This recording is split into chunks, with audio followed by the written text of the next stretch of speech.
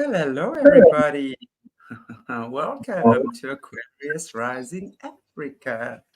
And it is Saturday, and very happy to have with us today Caleb Jade. Again, we're supposed to have him on a Sunday, but I have Jerry Marzinski tomorrow, actually. So we've Caleb today. Hello, Caleb. Welcome. And do you want to open for us in prayer before we even go any further? Yes. Heavenly Father, we thank you for another beautiful day. Thank you for peace, for mercy, for strength. Thank you that you're standing with us and walk with us. I ask for healing for those that need healing. I ask for freedom for those that need freedom. And I just ask that your will be done in everything that we do and everything that we say. In Jesus' name, amen. Amen. Thank you so much. And before we go any further, regarding your book, I want to just give you guys the link. We've got the Kindle up and running. So I'm just going to show you the pic again. For those of you who haven't seen this before, Caleb's book is available, right? It's not available on hard copy yet. We're still actually just checking out there's one or two things. Morné is not here at the moment. He's actually gone away for a couple of days. So, and I'm going to post the link for you in the comments section. But very, very, very, very grateful and very happy to have Caleb Jade's Book of Miracles available now on Kindle. So for those of you who want to get it on Kindle, it is available now. I'm going to just post the link for you quickly in the comments section. There we go. And the hard copy should be available in the next few days. So that's super exciting. Are you excited, Caleb? Yes. Again, it's a little strange to see a book with my name on it. Yeah, exactly. I mean, that must be pretty cool, I must say. Wow. So very, very happy that to have it out just in time for Christmas as well. So as I said, there is the link. I know Morné, when he gets back, we can just also, we'll be posting it in the comments section. But as you all know, I'm not exactly au fait with back of the house stuff.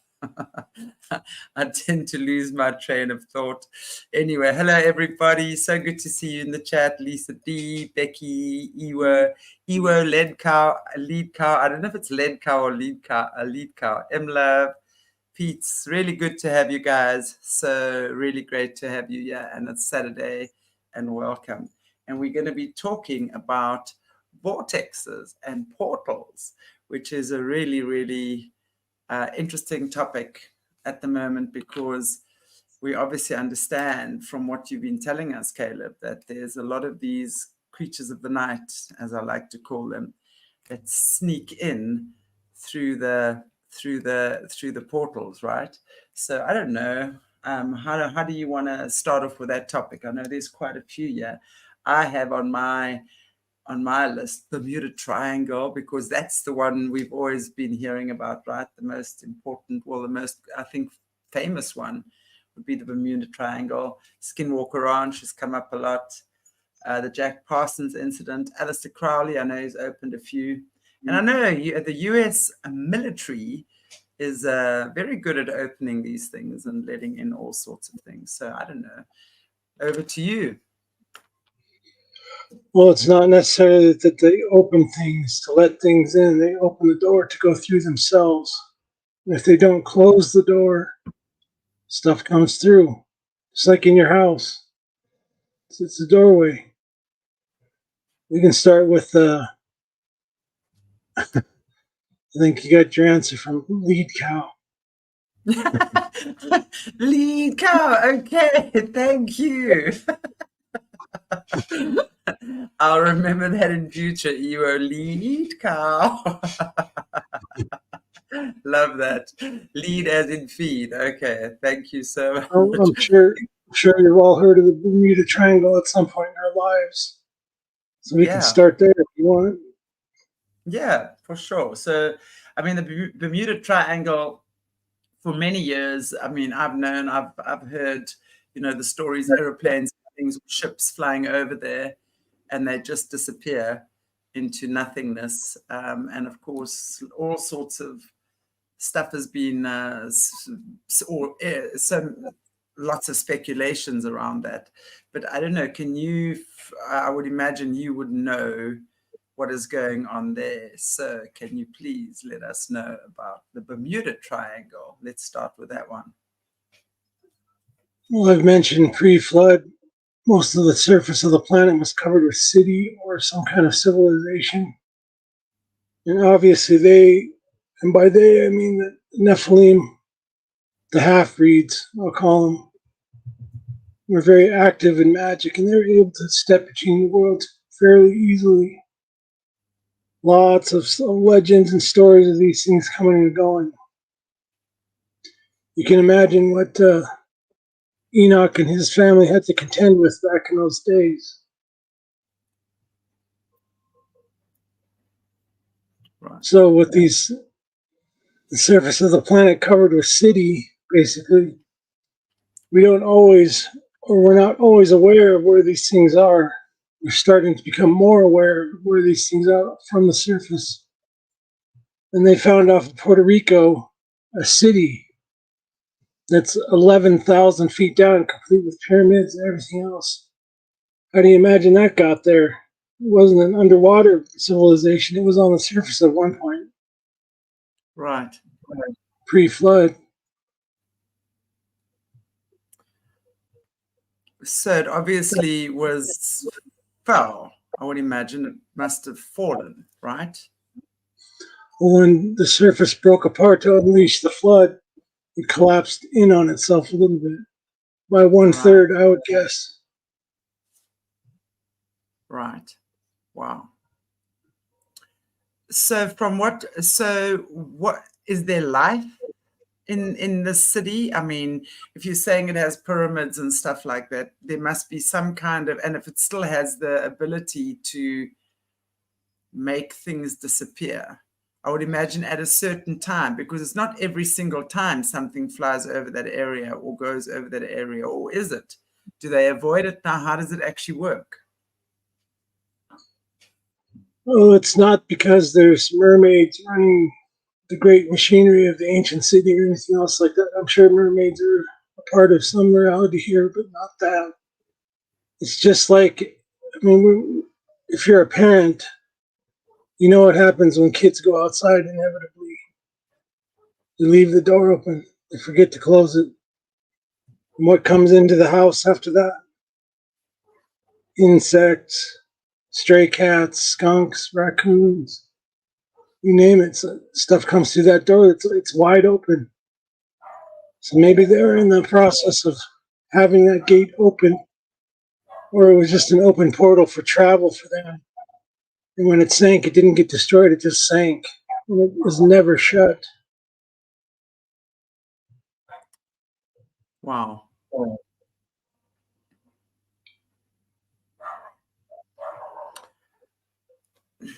I'm still intrigued though. Is there activity? Is there life form down there? Like, I mean, what you've been saying in your previous testimony and stuff like that, when you've been going underneath, traveling through these dimensions, there's the Forsaken kids, there's all these other, or not necessarily kids, but there's all these other humans, creatures in different dimensions, right? Beneath the surfaces that literally that we walk in all over. I wouldn't say dimensions, just in underground caves. Right. So these things are shooting and they have advanced weapons, and there's literally another life form. Would you say that the Bermuda Triangle, the city, pyramids, etc., that caved in, is there life down there, or is it just the energy that is still active? What is happening to these ships and things that are being sucked in? I mean, the other day we spoke about that flight MH350 or 35, I don't remember offhand, the Malaysian flight that was taken with the three orbs, right?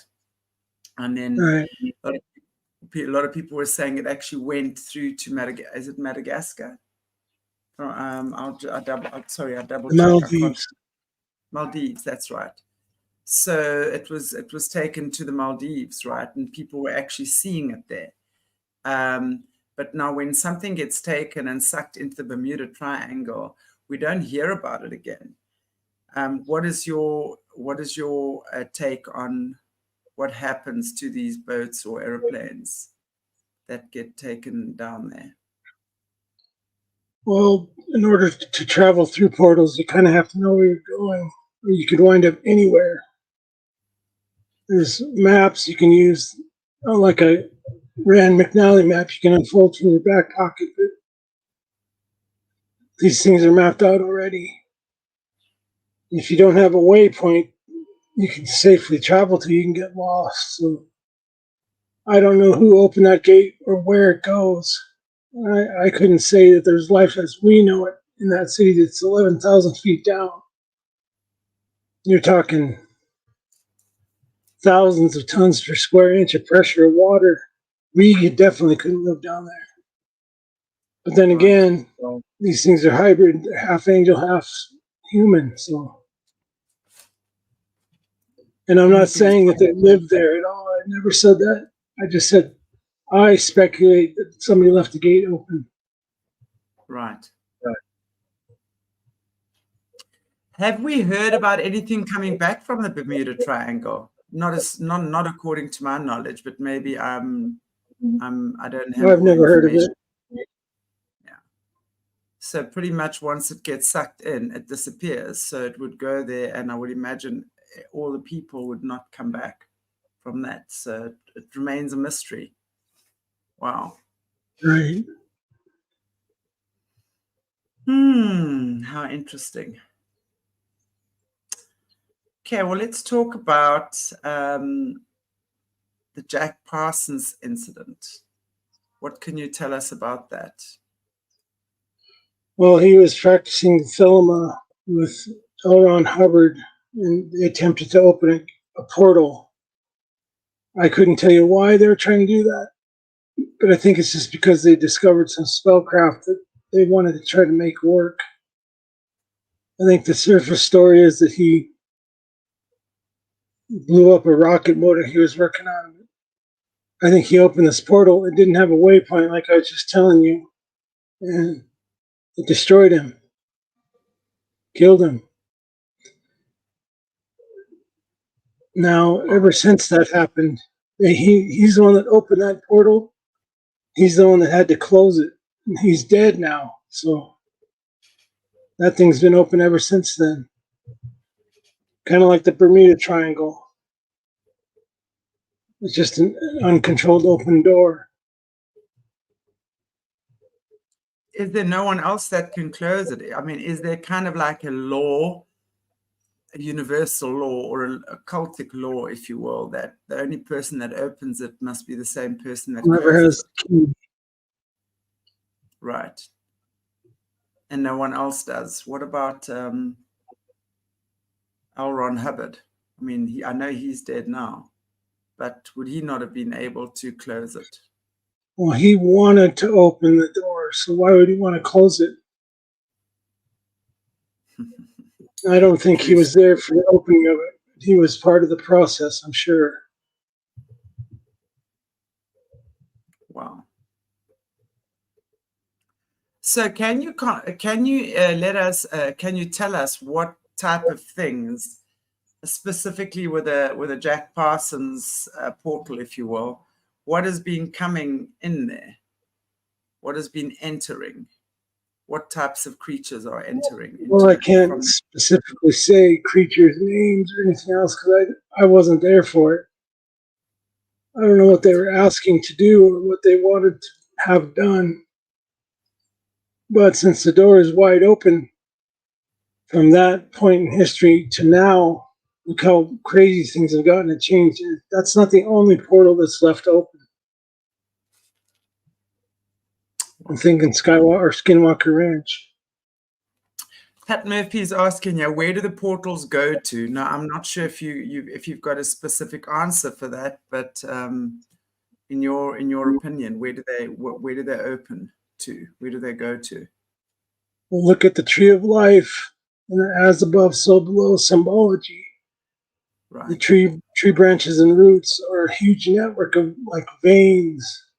You can call them veins if you want to. They're basically wormholes or tunnels through space-time, so that they can come here and back from second heaven or chaos or whatever you want to call it. Wow.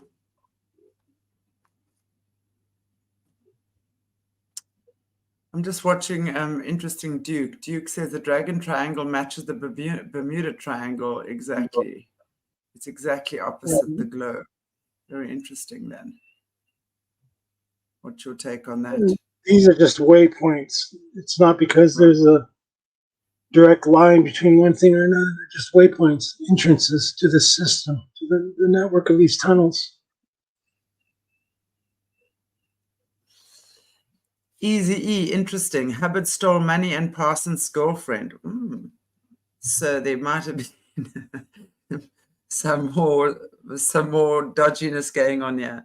And Crowley acted as a go-between. Parsons performed a ritual and sank Hubbard's boat after robbing the money from Parsons meant for the 3 boat rent. Okay, I don't know. Do you know anything about that? It sounds like it was an intended thing there.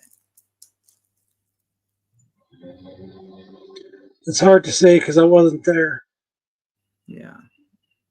Wow. But it makes sense. It would make sense because this is how a lot of the cultists would work, I would imagine, right? I mean, when we're seeing people disappear or die in strange ways, like they often will have a heart attack or something like that, right? Right. But meanwhile, back at the ranch, we are aware that there's probably a lot more to the heart attack than what meets the eye, right? Oh, I'm sure. Wow. Okay, let's see. All right. Someone was asking about the Kensington. I think it was Aaron's Energy was asking about the Kensington runestones. What do you know about that? Well, probably the same story. It's a way to open a gate, I'm sure. They have to manipulate them in sequence, use spellcraft to open it. Yeah. Again, you have to understand that these are just doors in a much bigger system. They're not all by themselves anything special. It's what they connect to.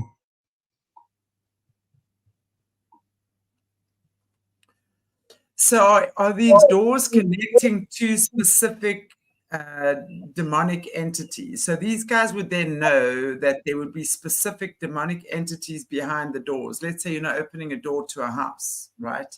As you say, you're unlocking this door to a house. So there's certain demonic entities behind these doors that these guys specifically want access to, right?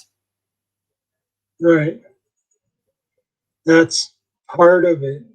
It's not the whole be all end all answer for it.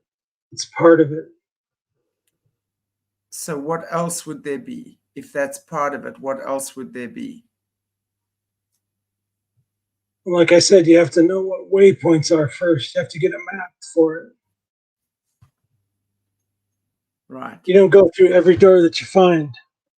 I mean, I understand.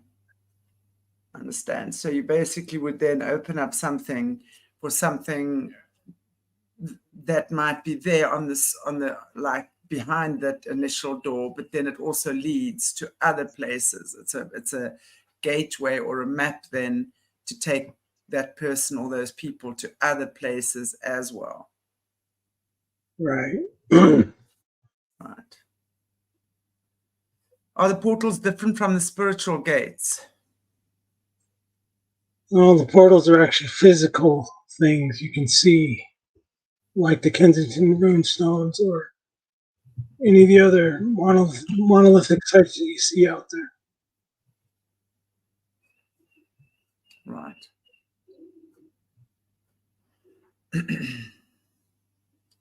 Just looking at Hedera 777, there's never been as much homelessness that is apparent. The populations could be used as an energy source. What do you say about that? I think we covered that once upon a time. Where homeless people are getting kidnapped and whatnot. In Salt Lake City, the entire homeless population vanished in one night a couple years ago. Nobody knows where they went.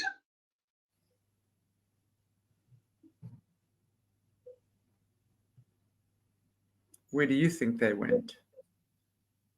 I don't have a clue. Again, you have to have an understanding of the portals in terms of waypoints where you want to send something. It's not just a merry-go-round where you just go flying off in any direction that you feel like. You have to have a direct purpose for going in there.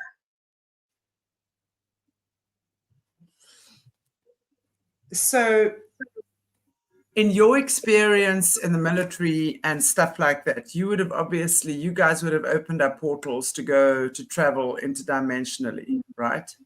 So is it the same thing or a similar thing?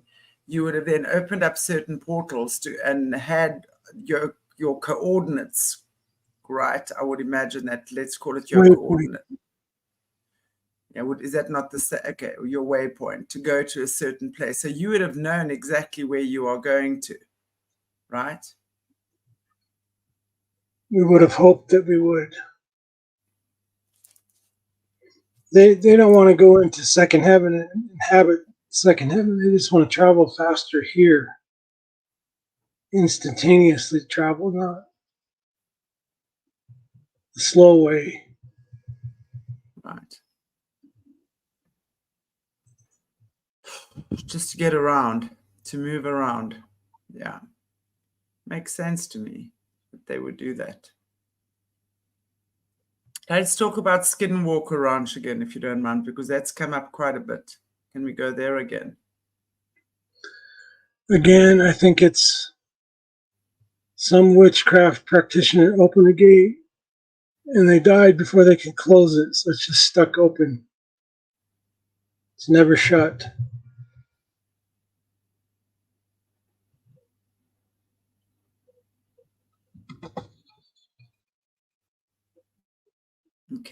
Okay. Is that it? Yeah, hold on a minute.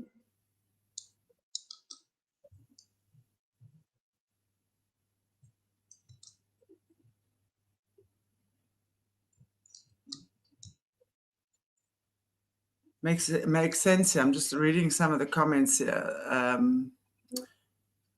What Hedera 777 is saying, manifestations of evil through homeless people. Makes a lot of sense there as well. Okay. Do you want to just, I know you've got something, do you want to just take care of there, Caleb? Do you want to take a break? No, you can keep talking, just. All right. Yeah, I was asking actually about Skinwalker Ranch. I would actually like more information on that, because that also, it's like opens up to a lot of other things there. Can you give us more specifics on that? Well, I'm not an expert on Skinwalker Ranch by any means. I just know that it's an open portal. People see lots of stuff around there. It has an impact and influence on the area. Lots of people studying it. They're coming at it with a physical scientist viewpoint. I think that's the wrong approach, to be honest with you. But they want to try to prove that it's real by using the scientific methodology. And they're not understanding that there's an older methodology that's at play.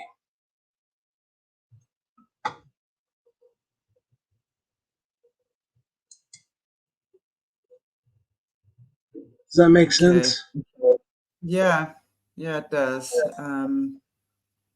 It does. I'm just wondering how many of these other places there, are around as well. Be right back. Okay.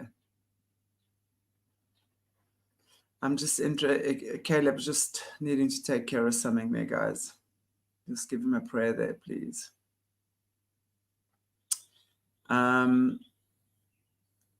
It's interesting to me. I'm just checking the comments here as well.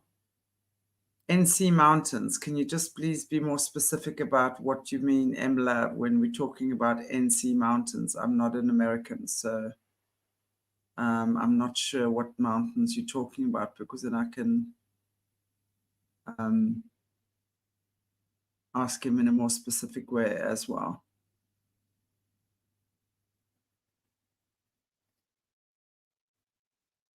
Very interesting about the ley lines. Yeah, easy. Jimmy Savile bought a property not far from Alistair Crowley on the same ley lines in Scotland in the middle of nowhere.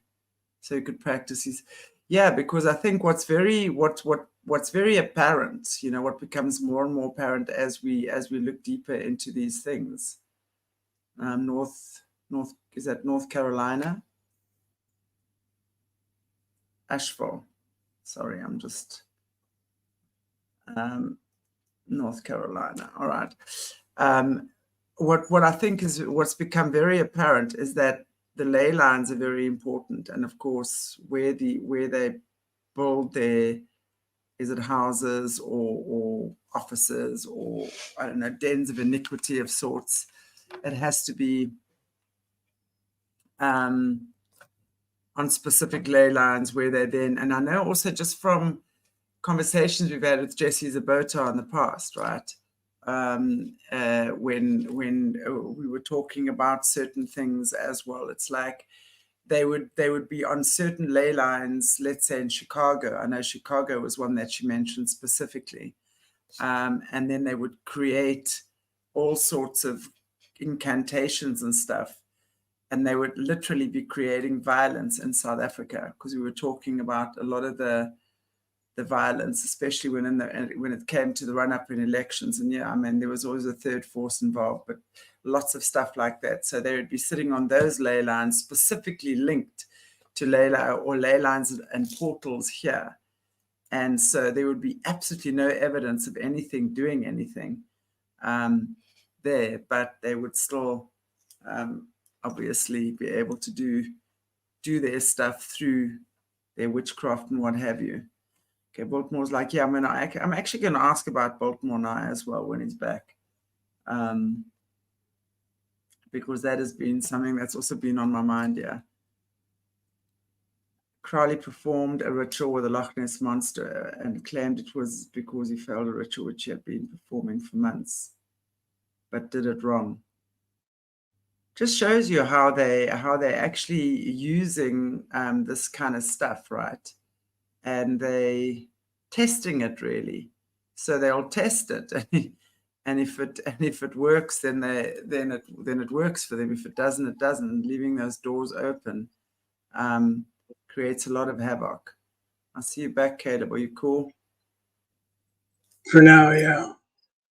All right. I'll just take it easy. We're talking about Asheville. Is it NC, North Carolina, I would imagine. And Baltimore. What do you know about that? Well, it's probably like every other place that has portals. I mean,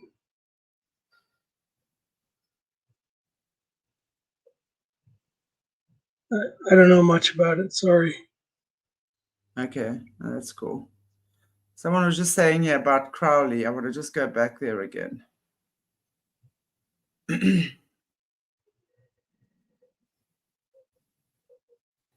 Crowley performed a ritual where the Loch Ness monster was, and claimed it was because he failed a ritual which he had been performing for months, but did it wrong. What do you know about that? Anything around that? I don't know about that ritual because, again, I wasn't there for it. But that does happen. Mistakes get made all the time. Nobody's perfect. Yeah. And if you don't shut that down, you let something through, then yeah, it's like children playing with matches. You can burn the house down pretty easily with matches when you're a child that doesn't know better. Yeah. And yes, Guinevere Decker, can you ask Caleb if he knows about the ancient deep hole in the Middle East that no one will go near and it smells like death, called Well of Hell? I've actually heard of that, incidentally. I've heard of it too. I don't know much about it. I think the smell of death is because of petroleum. Petroleum seeps up to onto the surface, and that's what caught fire. Natural gas, petroleum. Right. Because they're so rich in the gases, right? Petroleum and stuff like that. Wow. Right. Mm. The other part of this conversation is vortexes, energy vortexes. Yeah. The one that I have been to or have seen myself in the United States is in Florida by Ponce de Leon Springs. There's a place called the Vortex there. It goes into the underground network of fresh water in Florida. So you have to wonder where that comes from.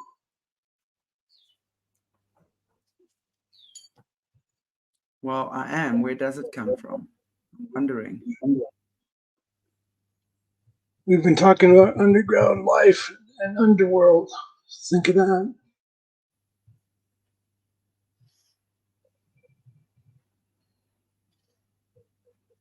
Yeah.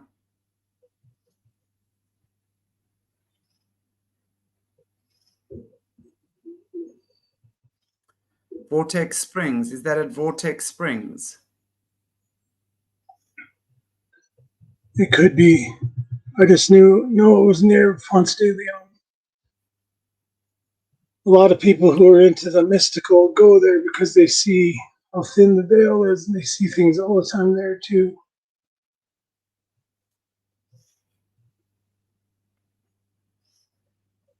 I'm not really feeling all that well, guys, so I'm sorry if I'm failing here. Yeah, I know. I know you're not feeling great. Probably hit just before the show started. Right. Again, we can't stuff like this is. I'm gonna tough it out, so for at least another half hour. Yeah. Okay. Well, I'm just going to go with what's in the chat. So let's just see what we could do with that. Yeah.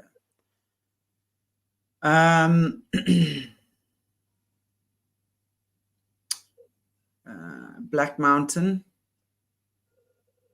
Black Mountain. Yeah. Nothing there. You guys have to remember that the things that I did were pretty specific. They wasn't this wide-ranging, all-encompassing experience across the entire world all at once for me. It was very, very much designed to find certain things for the U.S. government. So there's going to be a lot of things I just don't know about. I don't write any of this down. It's all coming from my memory. Yeah, absolutely.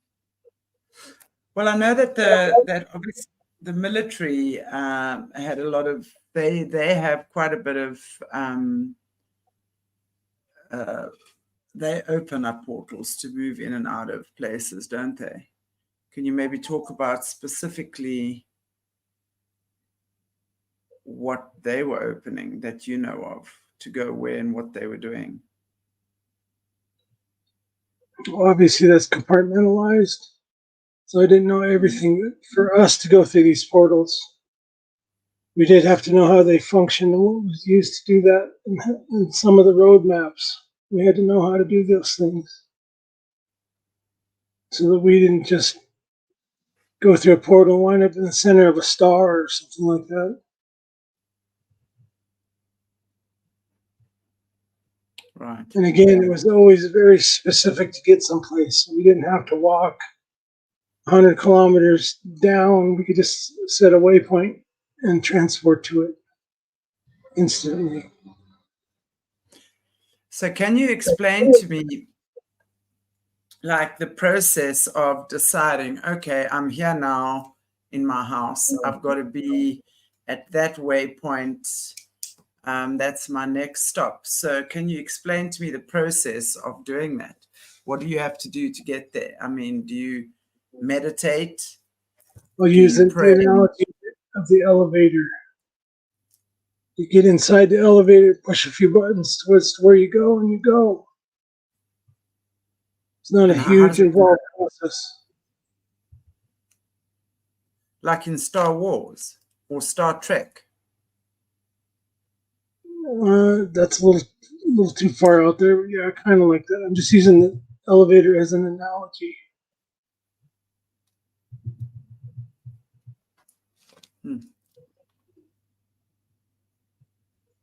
So do you like fly, or do you just get there? You know, you step through the doorway in your house to the bathroom. Yeah. Do you fly into your bathroom, or do you just get there? I just get there, right? And it's I might run instantaneous. there perhaps. Wow. So I mean, okay, you're talking to a normie here, right? You're talking to a normie. Speak to me like I'm a grade 1 child. I'm a smart grade 1 child, but I'm a grade 1 child nonetheless. Okay. So it's like, yeah, that's what the comeback is saying. Does your body feel anything? I mean, you move from this place to that place, boom, there you are. I mean, you must surely have some type of effect on your body. There must be It feels some like a kind chill. of, sorry? Feels like a chill.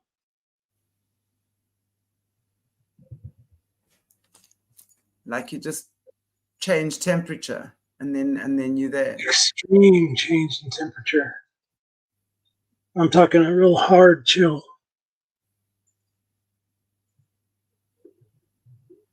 So do you travel, can you travel in a group, or do you travel one at a time? Either or.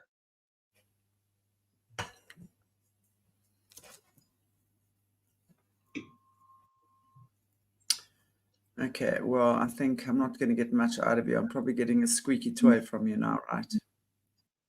In terms of that. I'm just fighting nausea. That's what's happening right now. So Okay. it's hard to talk about anything when you're feeling nauseous.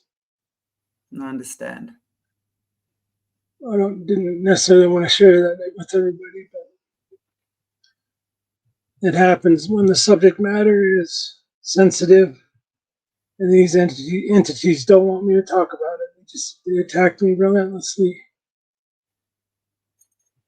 but I'm still here talking, so I'm sticking a thumb in their eye. I know that. I know that, and I hope you feel better. And I think everyone is understanding that, because I know that that's what happens often with you. Just I'm really not the polished orator that other overcomers and revealers are these days. I'm just starting out with this. You guys got to give me a little bit of breathing room. Yeah.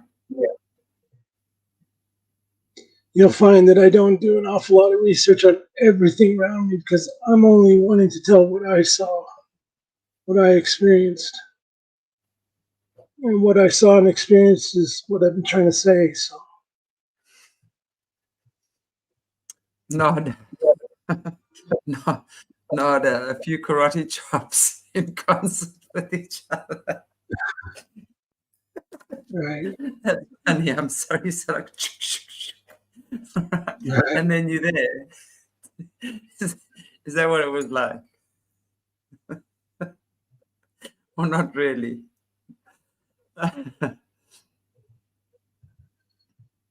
Yeah, it was.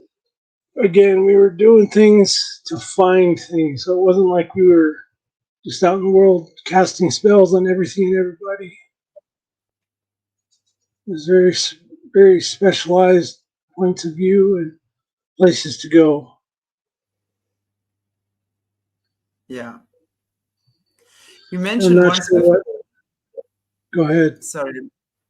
You Go mentioned ahead. once before one of the strangest things you saw was you guys were in the middle of the jungle somewhere, and the next thing, this Christian in action dude arrives with his pink golf t-shirt out of nowhere. Obviously, he'd been traveling, obviously through a portal, right, to come and give you guys some instructions of what it is you needed to do next. That I think that I found interesting as well. So just the ability to be able to move from one, is it dimension? Would you call it dimension? Well, if you really think about it, it's also time travel because you travel instantaneously. Whereas any other way would take you hours. Yeah. That's one way to think about it. Yeah. And that was strange because we were in the thick of it in the jungle, been there for 2 days, and this guy just appears out of nowhere. Very strange experience. I always wonder what you guys must say to each other after that, after he left. It's like, that's just me curious, right? Just wondering, like when he goes, like you look at each other, what do you say? Did you see that? Was it just me? Right. Right. But I think you guys must have done the same though, right? Because if you're going, I mean, if you're standing there and suddenly you've got to be in a certain place at a certain time, boom, the next minute there you are. I mean, there would be obviously people as well that would have seen you arrive, or just the next minute, you know. Right. I mean, it's debatable if it was actual time travel, but I would say that it was because you go from here to there instantly. Right.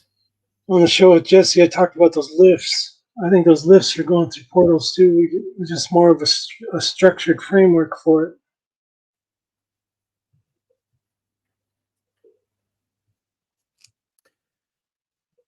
How did you train? I mean, when you were training as a kid, what was your training to start moving through these things? How did they start training you? Well, through the Gateway program with astral projection. Right. It was normalized.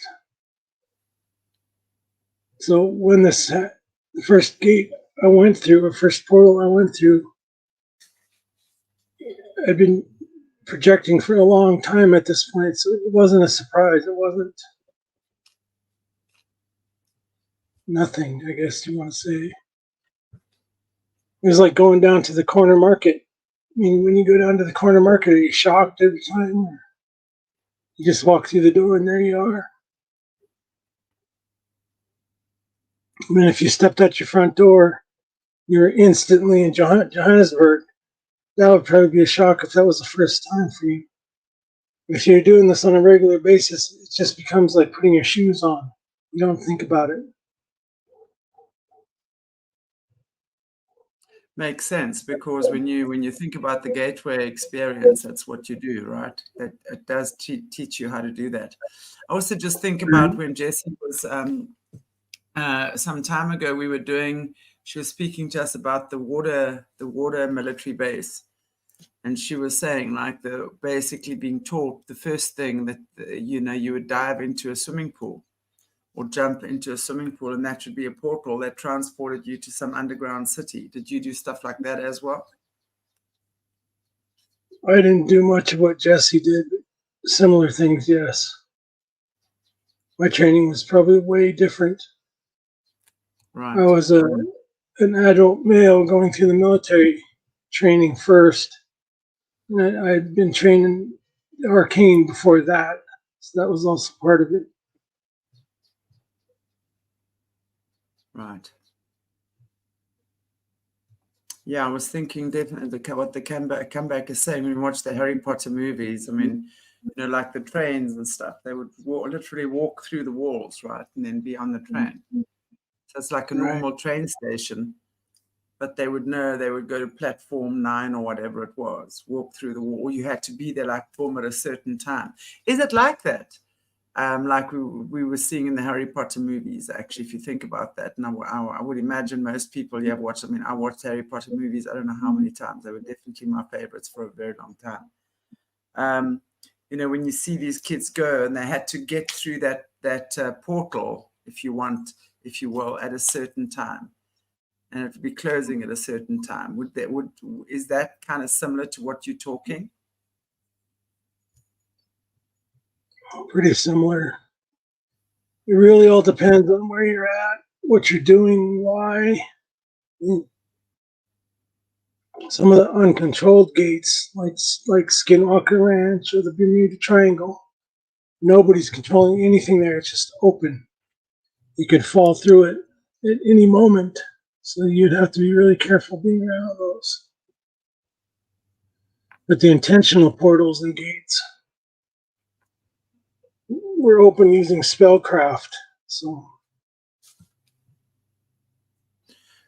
what you're saying is that you could actually through your own spellcraft, you could open these gates at will.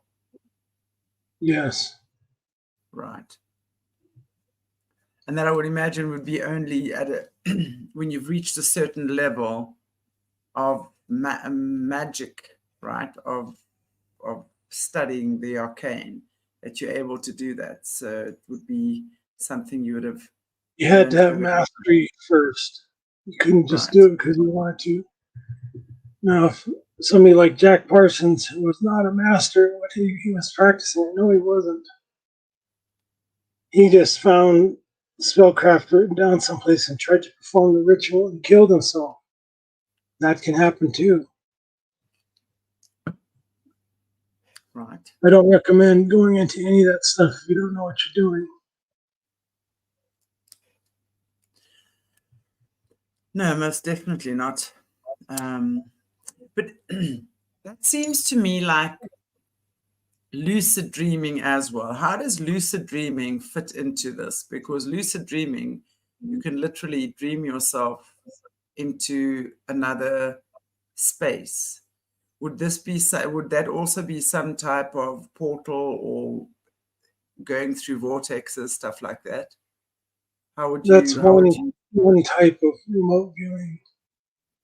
Right. It's basically you're awake while you're asleep. Yeah. And you can guide that. So it's like being on a sailboat that you can steer yourself, as opposed to not being able to steer it. Wow. I don't know if that makes sense, but yeah, no, absolutely it does.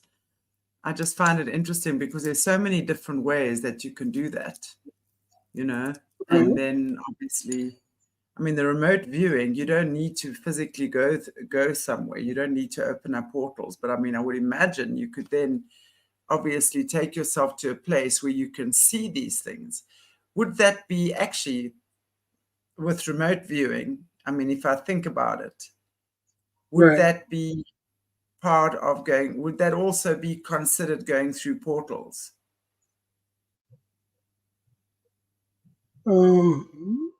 Yes. Right. Makes sense, actually. It gets you ready for going through the actual portal itself. You have spiritual this, that, and the other thing. When you start doing it physically, that's a whole different ballgame.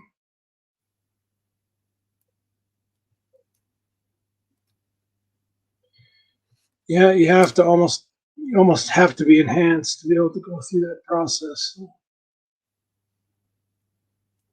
I would say that, like the Star Trek transporter beam, it's kind of similar to that, I guess. I think you disassemble from one point, you're reassembled someplace else. It's just a guess I'm making. Because why would I feel that extreme cold for that brief moment as I stepped? It was just like walking into a beam of sunlight. You feel warmth on a certain part of yourself. In this instance, instead of feeling warmth, you feel cold. Extreme cold, just briefly. And then you're in another place. Yeah. Wow.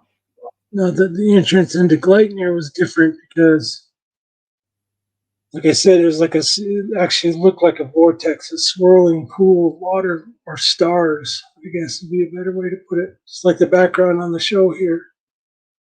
It was rotating, and you step down into it. And when you got to a certain point, you were no longer stepping down, you were stepping up. So, and there was no discernible difference in stepping down, stepping up. It just changed all of a sudden. So, very, very, I would say, cool process. Very confusing, actually, but Does anyone explain to you? I mean, when you're learning this stuff, does anyone explain to you how it works, or is this just you having to go through trial and error? I'm interested, when you're actually learning this, because people would have to learn this. And if you got it wrong, where would you end up? again, I didn't just open a portal and step through for the heck of it. I always had intention. That's one of the very first things you learn in magic is intention, because it's far too dangerous to not have intention to do something. Now, if you're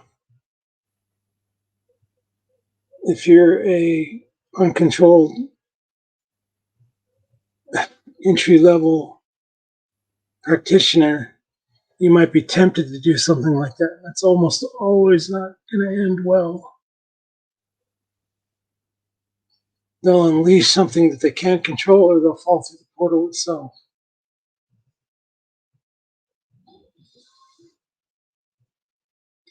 They can put their protection circles down and burn their candles and this and that. But that's not going to protect them from anything. They have to be connected to something that's more powerful than they are. That's what they do. They don't get that. So.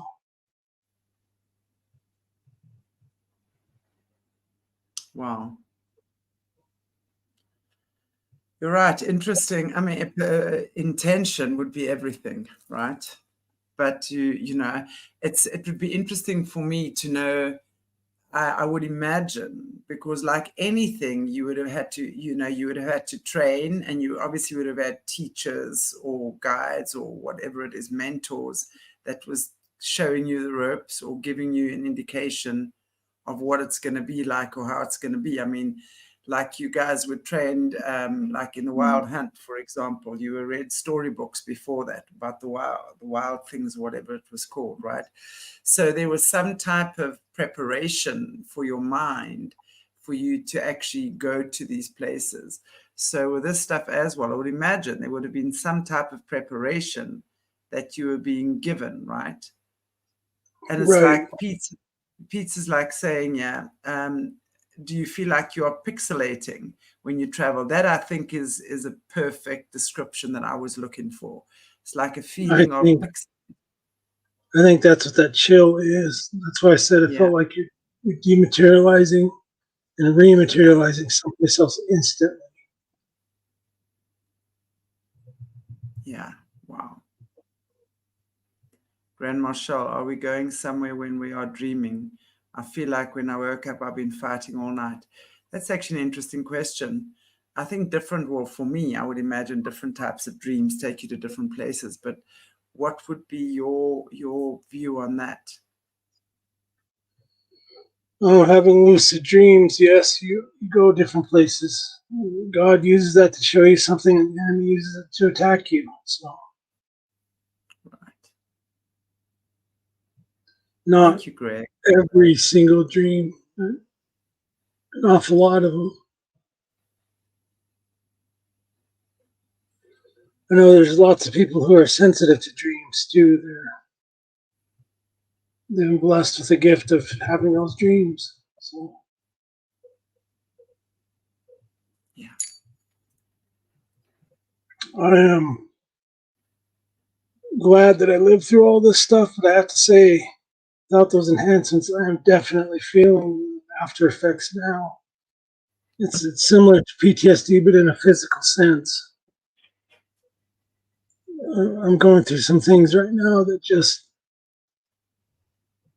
you might think that I'm this strong person that just strides around with no worries or anything else. And no, about half the time I have to walk with a cane. My left arm is consistently giving me trouble. I have tremors. It's been a relentless attack for 10 years now, almost. Relentless attack. I'm not even going to kid you how hard this battle has been. I've been by myself for most of it, so I definitely paid a price to go through those things. I didn't pay it then, I'm paying for it now. I think part of the conversation that you and I have actually had, which I find very interesting as well, what I was asking you the other day about putting on those masks, and if you felt that it physically affected your body, and you said absolutely yes. And I know God grants me with certain things that I'm allowed to see, and for me, I could perceive that part of that, what you're experiencing now, is also an after effect of those. And it's, as you're saying, everything in life has a price. And Right. but I also want to say that I do believe that the conversations we're having, and I want to just say this to our viewers, because every now and again, you guys know me. I don't take nonsense from most people. I'm a very generous, open-hearted person. But when people come and they attack my guests on the show, I don't care who my guest is. I will always defend my guests with everything that I have, and I will take those people off this channel in 3 seconds flat, as I have today and yesterday. There's a lot of very hectic, I don't like using the word demons because I feel like I just give them too much credit when I say that. But really, there's been some serious nastiness and very hectic accusations and things, and you can feel that toxic energy, when I read some of the comments and emails and things, and that's been coming through quite a bit lately. And I'm just saying that I want to personally say thank you to our viewers for supporting Caleb in the way that you do when he goes through these things, because I know it's not easy for you to go through it. And I know I always say that I so honor you for owning your shit. That's the only way I can say it, because I don't know anyone else on these platforms. I really don't. And I've watched quite a few. You'll hear about these guys coming afterwards and saying stuff and blah, blah, blah. They were this and that. But actually being as vulnerable and as truthful as what you are about your past and how it is for you now. And just talking and sharing with us your journey, what you've been through, the honesty you have around that is unbelievably healing. I know that every time you come on the show, and I know very often it's literally a few minutes, or as that show starts, something will hit you. And as much as there's obviously prayer and everything around that, it is still part of what I want to say, your release. So every time there's a conversation around this, and every time you talk about it, it's healing. And I do know that everyone here is part of your healing process as well. So I want to just say that through my perception, and I want to just say thank you so much to our viewers and our guests for just the support you give Caleb on these shows. As he says, he absolutely, he speaks from his experience, his perspective. I don't know how many people listen to that song by Nicole Nordman, The Sound of Surviving. That's why I claim that song as my story too, because I'm still here. They're not going to chase me off. I don't care what they do. I'm under God's protection, and I have His mercy. I'm covered by His blood. And I will be healed when the time is right. And God wants to do that for me, He will. But until then, I'm going to still talk. I'm going to tough it out and just still talk. Still going to say something about everything that I've been through. Absolutely. The enemy hates to be exposed. He hates it, and he will try anything to get you to not say anything that you need to say or should say or could say. For a long time, I would watch YouTube videos to see what people knew out there in the world. With the exception of maybe Jesse, most people were just speculating and they were guessing, or they only had half the knowledge they should have had. Most of the times, not even that much. So I'm glad that I was able to contribute to knowledge with you guys so that you guys can be prepared for what's coming next. Yeah. It's Nicole Nordman. So yes, Nicole. Do you want to just give the name of the song again and the artist?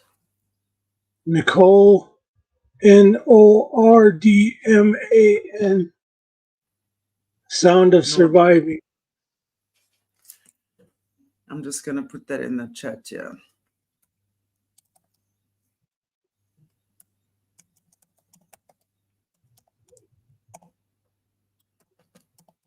That's why I just keep pushing forward, because I think it's important for people to be ready. Yeah. There we go. Nicole Nordman, Sound of Surviving. That's a song, and I know you've sent that to me a few times. And yeah, so I wish I could share it right now so that you could hear it. Obviously, YouTube doesn't like that, so yeah, we'll certainly get knocked for a what do you call it? Copyright. Yeah. And I really appreciate you guys, and I just want to say thank you for your kind words, honestly. In terms of what you say, and Pete's, and I know Greg and Iwo, really, and just your support. And again, Joe and Breeze, you're amazing. And again, Easy E, and again, Easy E. Just the way you support our show and our channels. And guys, even I know there are some who it's not even about the financial support. Just the fact that you're here, and the fact that you keep showing up, and the fact that you are who you are, is just amazing. And we really, really, really appreciate you. There you go. Thank you so much, Angie. Really appreciate that. Caleb, I'm not sure how you're feeling at the moment, but I think I'm going to actually call it a day, because I know you've had a big day today, and I know you've also had a problem with sleep and stuff as well. Couple of big days in a row here, so yeah. Thank you so much, everybody, and I will be back with Jerry Marzinski tomorrow night, which I'm looking forward to. It's been a while that I've been trying to get him on this channel as well. So very, for those of you who don't know Jerry Marzinski, he's was a psychiatrist and deals a lot with schizophrenia, and worked in the prison services and stuff, and has understood that schizophrenia is not really voices in your head, but really understanding that it's demonic entities that are working through the bodies. And he's just an amazing guy. So I hope to catch you tomorrow night, same time, here on the channel with Jerry. I wish that I could be more polished and deliver all this amazing information, but that's just not me. Your information is amazing. So it really, really is. It's so, so amazing. And I've not heard this information come from anyone else. There's a lot of people talking out there, and I don't want to disregard anyone else's testimony and what they're saying. But yours is on a different level, that's for sure. And that's why I always say it's, you and I have been talking for almost a year now off air, and I never ever thought I would see the day that you would share on this channel. Wow. It's been such an amazing journey. And one day, we'll talk about it, because I think what I'd love to do with Caleb, especially early next year, is get him on Solutions with Aquarius Rising, which is the healing channel, and just talk about your healing journey. Because, and I'm just going to say, you know, when I first started talking to you, you were, you had so many walls around you. That's all I'm going to say. And it's taken, you've built up a lot of trust. You've just, that, I don't know, I can't find the words, but it's just been an amazing process to see you unfold, and the amount of sharing you do. And I know there's so much you can't talk about. And I appreciate everything that you can talk about. So that's really very, very cool. And one day we will get there. You are certainly going through a big detoxing process now as well. There's a lot of stuff. That could be half of it. But so everybody knows I'm doing the spooky 2 detox. It is brutal.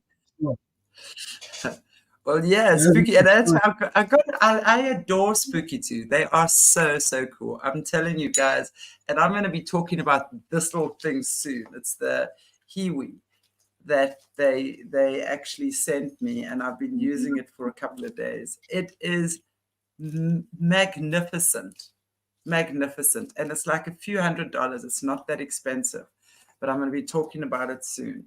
And I've been using it, and it's really incredible. But I know they have actually donated a Spooky 2 machine to Caleb, and I know it's one of the bigger ones.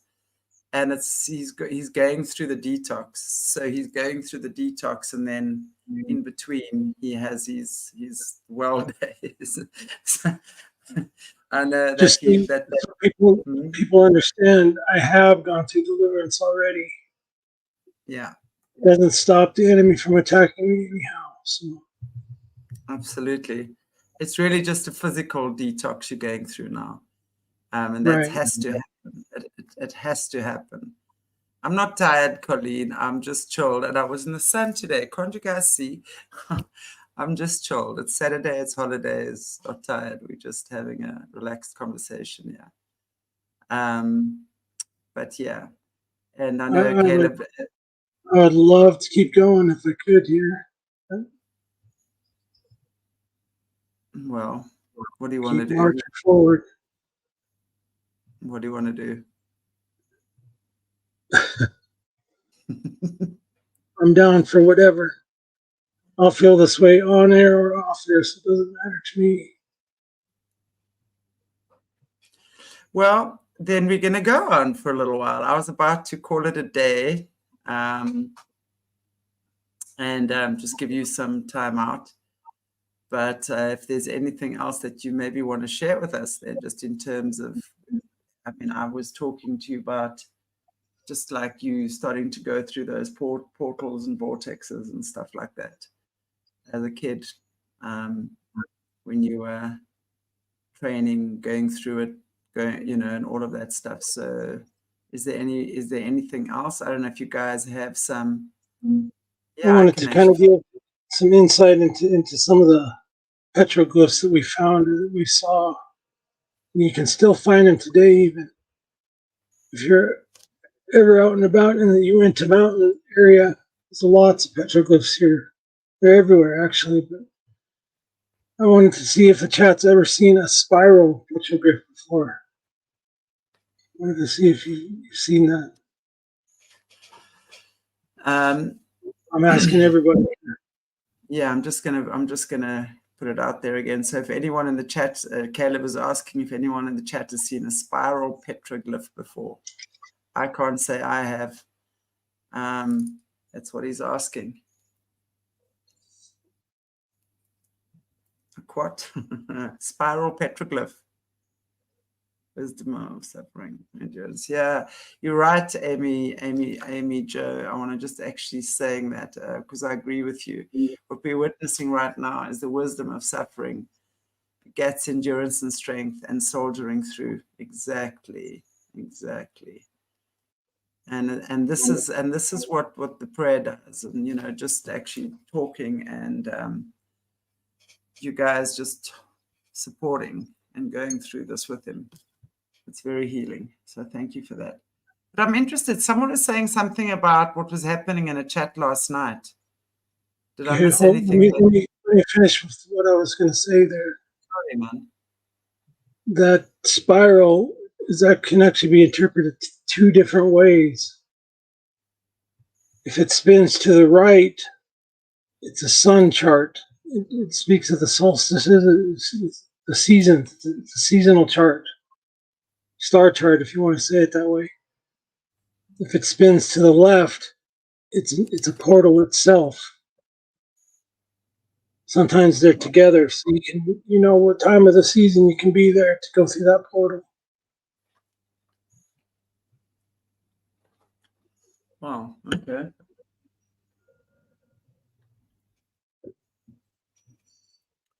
So I'm interested to know then if it spins to the right, if the spiral spins to the right, and you say it's a sun chart. Is that what you said? Right. Now, what happens then if you go to the right? Can you explain that? It's a sun chart. Yeah, but where does it take you? It shows you the position of the sun, different seasons, different seasonal things. Right. It doesn't take you anywhere, but all right, okay. It spins to the left. That's an actual portal itself. Usually, if you see the one that spins to the left, you'll see other petroglyphs of strange creatures, giants, that kind of thing. Oh, I was gonna ask you if you had done any more research on the giant spiders. I did. Because that kind of ties into this. Right. I want to just answer Tico. Thank you so much, Tico. If you look in our description area, there's a PayPal and a buy us a coffee, or that you can donate to Caleb. That comes through to me, which I send on to him, or one of these stickers. Thank you so much. It's in the description area, the details of the coffee and my PayPal account. Thank you. Wow, that was actually very interesting because there's been, I was looking, you actually sent me some stuff on the Congo, right, in Africa. Yeah, and you want a picture of the spider? Yeah, the giant spiders. Hang on, let me just try and find it here. Hang on. I'm going to have to send it to myself, and then I'm going to put it up there. It's going to take a little bit of a process. Because you can see what's going to be facing you here pretty soon. Some of what you're facing. This is crazy. It's so crazy. Oh my gosh. In the Congo, right? And there's this guy, and I'm gonna give you his just give me a moment. I've just got to send it to myself. Thank you, guys. Take a second to look someplace and measure at least 5 feet. 5 feet around, and that's not even a big one. The bigger one's a whole lot bigger than that. Okay, just a minute. I'm just trying to find it, and I want to just try and see if I can download this thing. Yeah. And if, oh my gosh, that is just creepy personified. Hang on. The biggest ones are about 6 meters. That is humongous. And that's what we saw in those underground caverns. They come to the surface too. Okay, these are spiders, and I want to just to let you know, I don't know, I want to just try and find it here because it's here, but I don't know how to get it onto my thing. So just give me a moment. This is when you really need Morné.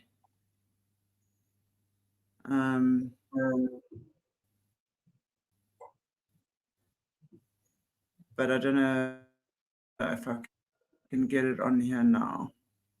I'm going to try that. No, not on there. I'm not going to get it on there. Not sure Okay, what Amy but doing. what they're saying is this guy, and I'm going to give you the link. Okay, I can't get it on here now. Otherwise, I'm just going to be spending the last hour trying to find this thing and get it on here now. Okay, but I want to just tell you guys, these in the Congo, what they're finding is massive spiders. And it's like tarantula type spiders. And there's actually a guy, let me find the link. I'm going to try and see if I can post the link here.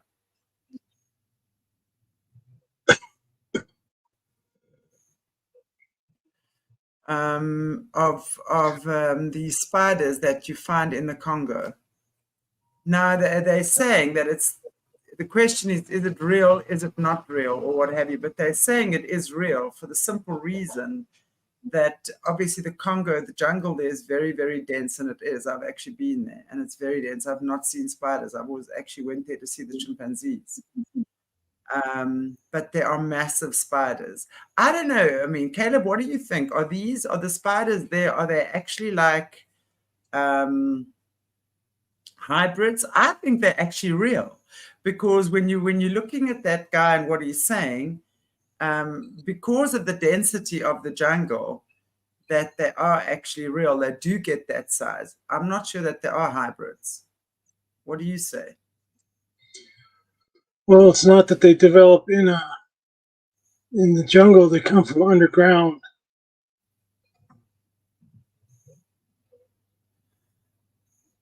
But Everything's big.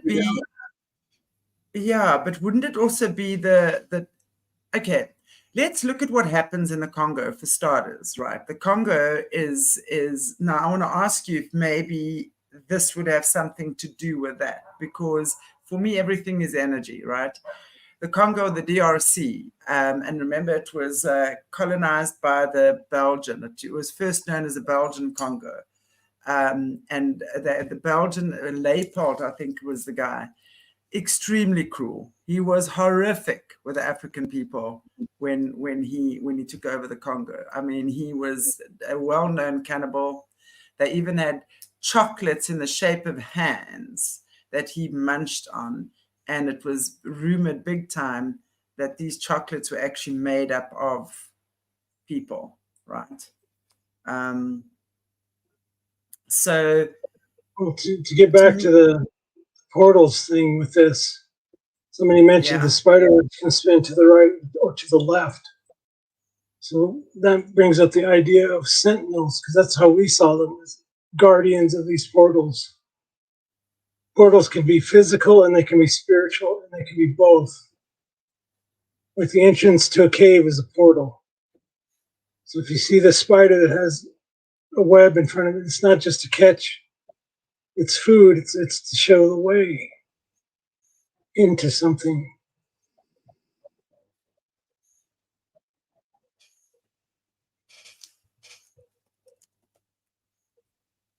let me just see.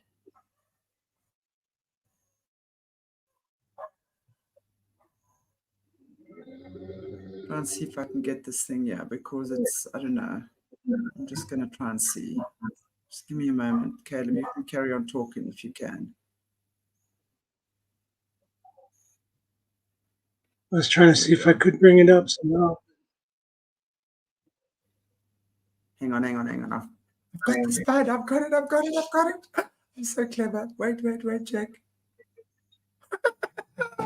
Is that a real one? There's some debate about whether that's real or not. That is so crazy.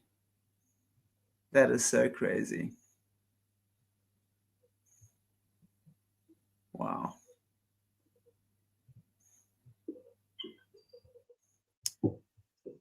But these are the things that are coming up. 6 meters would be the leg spread. Yeah. The smaller ones are only 5 feet. So between 18 and 5 feet. Either way, that's a big spider. But the spiders and things that you've seen, I know you've seen, I mean, some crazy ass things when you've been on your expeditions. And I know what you said to me once was there were spiders that had a leg span of, I think, 6 or 7 feet as well, like leg to leg, right? But they emulated a human call, and they actually ate humans, right? But They those are mimicked. hybrid. Well, they mimicked, yeah. It sounded like somebody talking just in front of us. It wasn't distinct. It wasn't somebody reciting a poem or anything. It just sounded like human voices. We got a little bit further along in that tunnel, and there were several of these things, gigantic spiders. So what we were seeing in Lord of the Rings is actually not that far-fetched, because that was one of the things in Lord of the Rings that really creeped me out. That was seriously one of my favorite movies of all time. Or series of movies, Lord of the Rings. I think it was brilliant the way it was done. But that one part where they get to the spider, this massive, massive spider that kind of spins its web around you, right? And just feeds off you. I mean, is that the type of stuff we're looking at here? Oh, I'm sure. I mean, I never saw that personally. What else are they eating down there or in the jungle? Wow. I brought that up because that's some of the sentinels that we saw, these spiders. I couldn't tell you if they're intelligent or not, but to me, they seemed hybrid, some kind of hybrid creature. But they're saying the ones in the Congo are not hybrids. They're saying that that those are ones that are, because of the density of the jungle and the richness of that whole forest area, things will grow. I think what I told you was they build their webs at the base of trees. So that kind of leads me to think that there's tunnels going down or coming up from the base of that tree. So I think they come from inner earth. They're holdovers from before the flood. Right. The sentinels that I saw were probably hybrids. Charmaine is asking, how did you kill these sentinels? With high-powered weapons? Shot them. Or did you? Okay, but that also brings me to ask you, you obviously did you have normal guns? Or were your guns that you guys had for these expeditions were they like standard M4A1? And they could die with normal bullets? Yep. We use solid copper slugs because they penetrate. That's why we'd use solid copper. They didn't break apart or anything. Needed them to penetrate deeply. They did.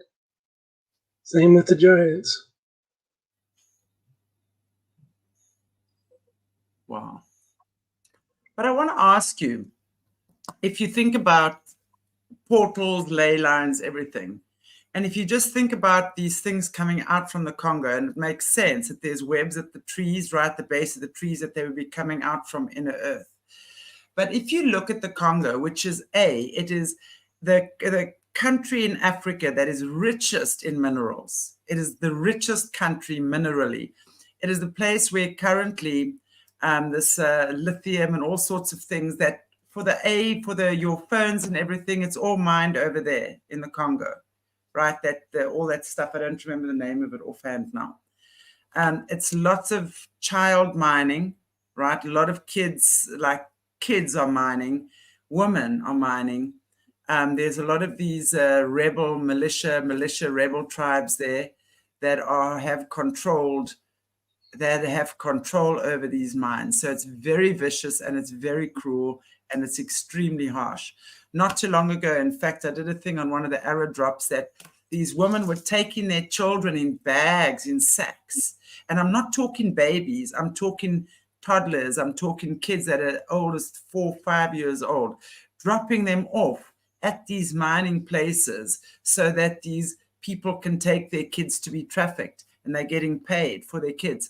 My point is, it really does seem to be a very evil, energetic portal there, which is obviously very, and I mean, that Leopold, whatever his name was exceptionally cruel to the people. It's a continent very, very rich in diamonds, right? And a lot of those diamonds are actually now, they are transported to Belgium, and they get cut in Belgium. And that is a lot of the time when we're talking about blood diamonds, that's what it is, right? As well, that's what they're referring to as the blood diamonds. So I'm just asking you if energetically, it's really not a nice place. It's been raped, it's been pillaged. There seems to be some very, very evil entities at work there. Thank you, Tycho. Some very evil entities at play there. What is your take on that sort of thing? So it would make sense then, if that's going on there, that there would be portals and vortexes and what have you that opens up to inner earth where these creatures of the night are coming out. Well, it stands to reason that that's how that is. It wasn't just the spit and polished practitioners that I belong to. There's practitioners all over the world, including the deepest, darkest jungles. And they open these portals all the time, I'm sure, themselves. The physical portals is what I was trying to get at with that whole spider thing. Yeah. If I start seeing those things around, there's a really good chance that there's a portal somewhere near. That was one of the ways that we found portals in the first place. And by portals, I mean doorways. Portals is probably just too generic a term, I guess. So, and the energy vortexes were somewhat different because you could get power from those things. And that's kind of what I think that the Kensington runestones were all about.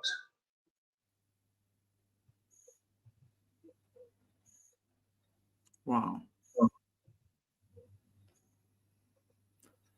And if Tracy looks at that spider, that's what one of the sentinels looked like. You'll have to go back a bit to see it again, unless you want to bring it up. What, the spider? Yeah. Okay, just hang on. It's so creepy.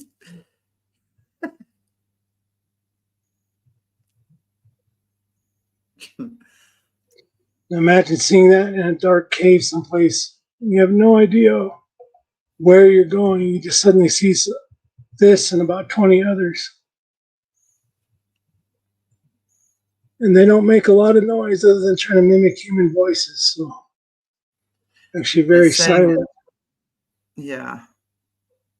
But they're saying they communicate with humans too. They're intelligent enough to communicate with humans. I simply have to take it off screen. I simply have to. Ooh. My word. Yeah, no, I know. We've been saying for a while that these are the things that are coming up. And wow.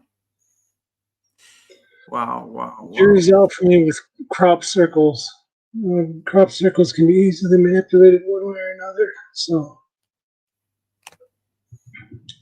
I didn't have too much to do with any of that kind of stuff anyway. So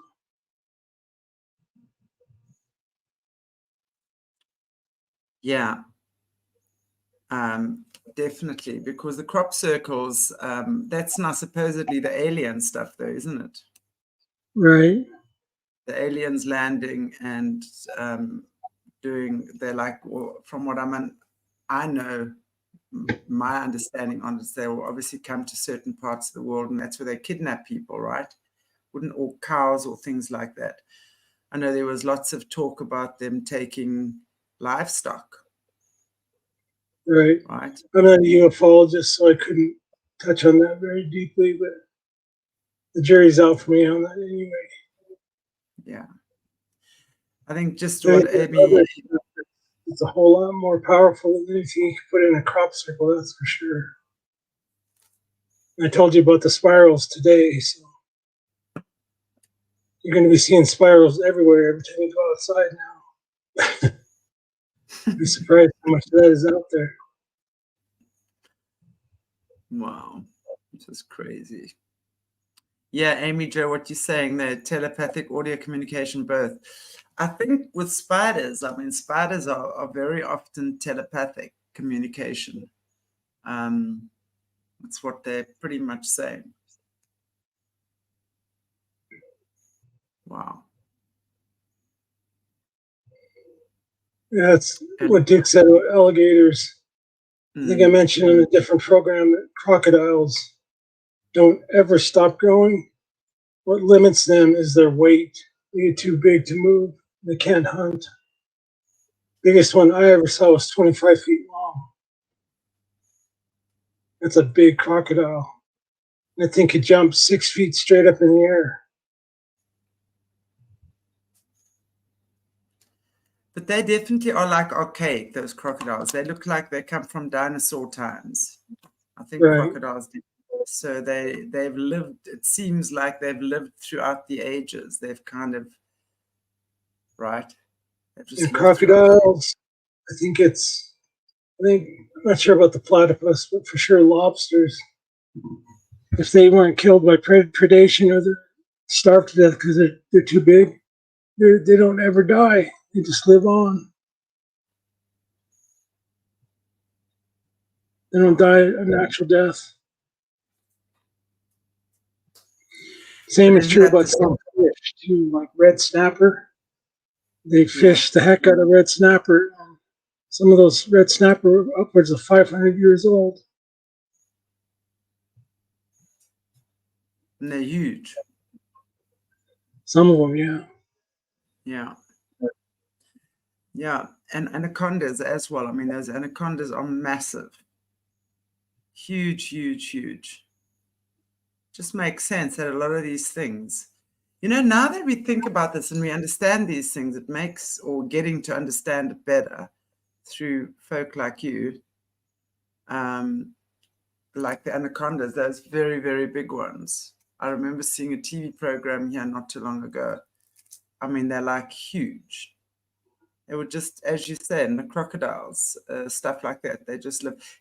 Cockroaches as well. Cockroaches are well known for not, I mean, they just live on and live on and live on. And for you down south folks, you know what palmettos are. Palmettos are gigantic cockroaches. Wow. They're about 4 or 5 inches long.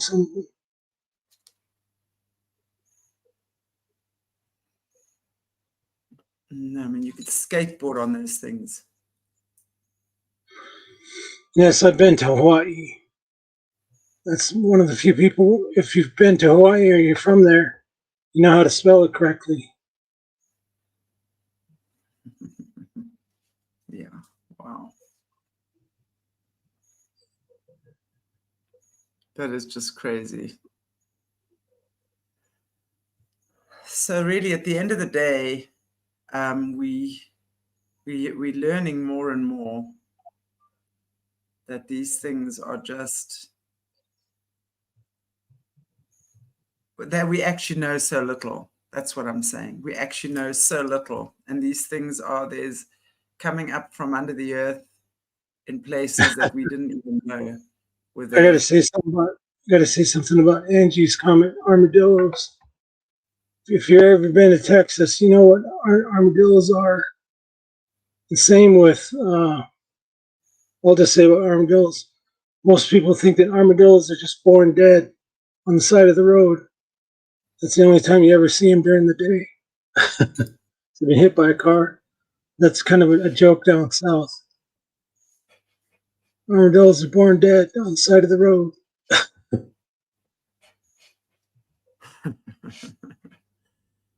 Armadillos. Thank you, Tico, very much. Appreciate that. Wow. Yeah, armadillos do carry leprosy. So.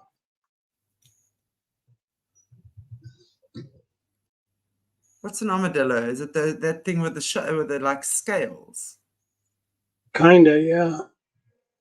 Real funny looking. They're nocturnal, so you never see them during the day. Unless they're dead on the side of the road. But they are. I mean, I know here the Chinese love them. They're trafficking those things for I don't know what. Aren't they supposed to be just about extinct? I wouldn't say so. I saw lots of bodies on the side of the road. That's why that's such a joke. Wow. Yeah.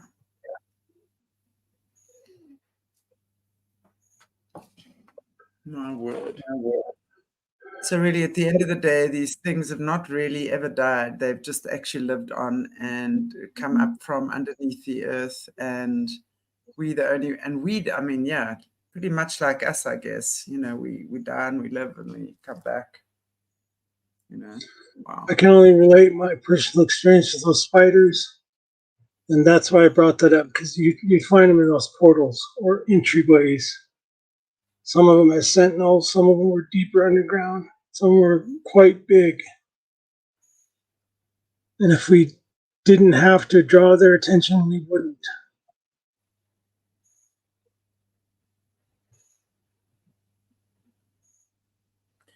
Spiders, especially spiders, because spiders are very intelligent.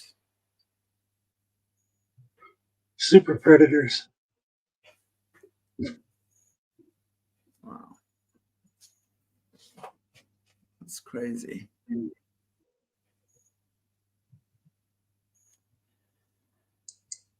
Okay, well, I don't know. Is there anything else that you still want to share with us tonight? I'm just looking, yeah.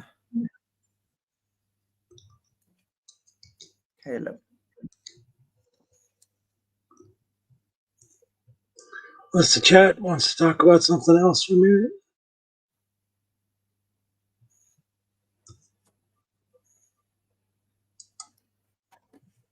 Okay. We're just kind of having discussions here.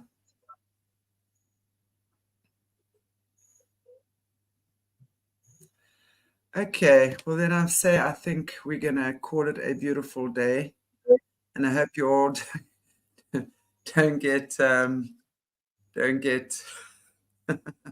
dream about spiders tonight. It was so crazy because actually yesterday I was dreaming about spiders, but little ones, and it was funny. There were actually four little spiders. I was shaking something, and four little spiders came out and were running. I'm not scared of spiders. I mean, I don't kill them. I don't hurt them. You know, I leave them in my house, and if they're in there, I'll take them outside. I wouldn't Okay, I sound want like to answer Amy Joe's question real fast. yeah. I'll clarify something about that going back in time. They just see the possibilities. So they can see what you would have done if you made a different choice. It's like Groundhog Day. You can get stuck in that same day over and over. The same things will happen over and over and over and over and over. Right. There was a finite limit on how that worked. So you couldn't stay there for an eternity. Your life only lasts so long. So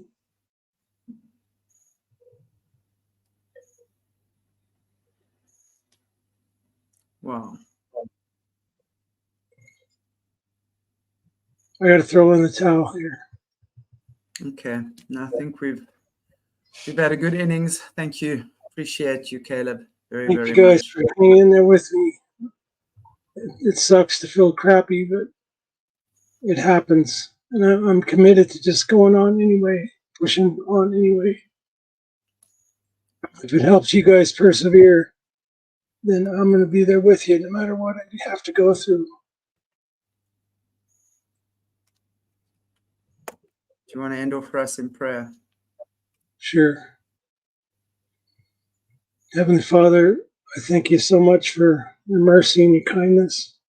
You know what my besets are, what's happening to me, how it's so disconcerting for me to have to deal with. Sharing it with the people here so that they can pray, they can be in agreement with me. And it's not easy, it's not simple to do. But you give me strength and you give me mercy and grace. And that's all I could ever ask for anyway. I know I don't deserve it, but you gave it to me anyway. You chose to save me of all people. And I thank you for that. I appreciate it. I thank you for all these people. I ask that you be with them today, be with their families as they go into this next week. And just thank you for loving us. I ask for your protection in Jesus' name.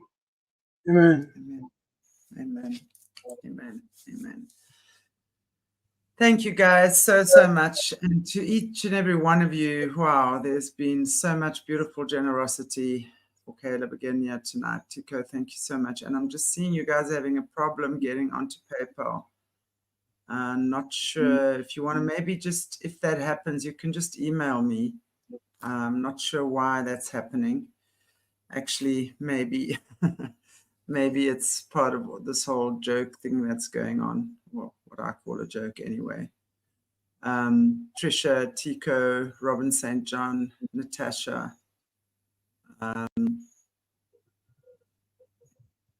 Adera, Joyful Janine, Angie Tolman, Easy, Joanne, Breeze. I want to say thank you so much for your contributions. And again, for those of you, I'm going to just again for the late joiners, let me just find again Caleb's link for his book on Amazon.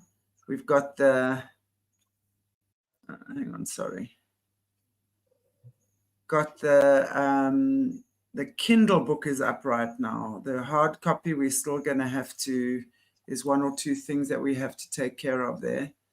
Morné's just got to do things. It's been under review for a couple of days now, but we just before the show actually got an email, and there's one or two corrections that Morné has to make on the hard copy still. So hopefully in the next couple of days it will be here. But I'm going to just paste the link here. The Amazon link for the Kindle copy that's available now. So if you guys want to go and check out, there it is, Caleb Jade's Book of Miracles. It's been a pleasure working on that with him. And it's a pleasure just to bring that to you guys as well. And there's lots more where that's come from, lots to come. Thank you, everybody. God bless you all.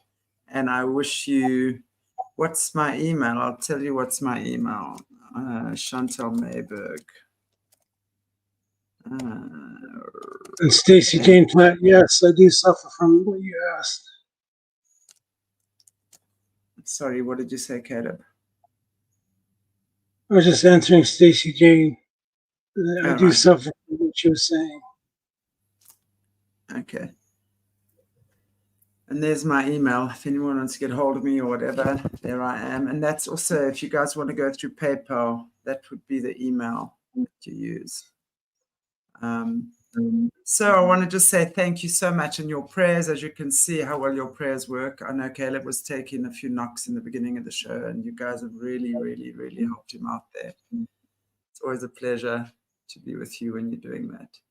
So I say thank you, and I wish you lots of health, wealth, abundance, and a beautiful, beautiful holiday, beautiful time with your families and your loved ones. And join me again tomorrow, or as I connect with Jerry Marzinski. Very, very interesting conversations. God bless you guys. Take it easy. Mwah.